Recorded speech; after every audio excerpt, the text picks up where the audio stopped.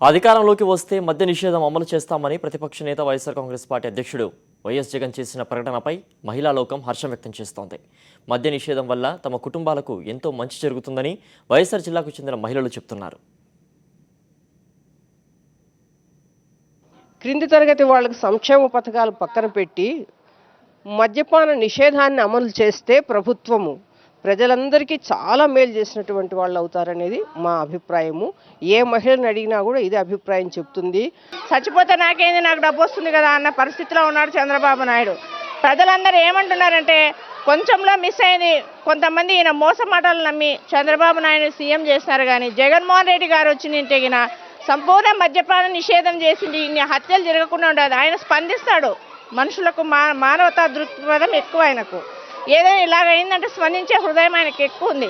ఆయన కాకుండా ఈ చంద్రబాబు నాయుడు అయినాడు, ఈయన ఎప్పుడు పోతాడా, ఈయన ఎప్పుడు వస్తాడని ఎదురు చూస్తున్న పరిస్థితి ఉంది ప్రజలు. మహిళలు అన్నం లేక నీళ్లు లేక బాధపడి ఏడ్చుకుంటా వాళ్ళు ఇళ్ళల్లో పాచి పనులు చేసుకొని బతుకుతా గడక కష్టపడుతున్నారు. కానీ భర్తలేమో మందు అమాలి పనులు చేసుకునే వాళ్ళు కూడా మూటలు మోసుకోవడము, సంపాదించుకోవడము, తాగడము, వాళ్ళ రోడ్ల మీద పడిపోవడము ఈ మాదిరి జరుగుతూ ఉంది. దీనివల్ల ఎంత తొందరగా వీలైనంత మాత్రం డ్యాన్స్ చేస్తే అంత మంచిది మహిళలకు.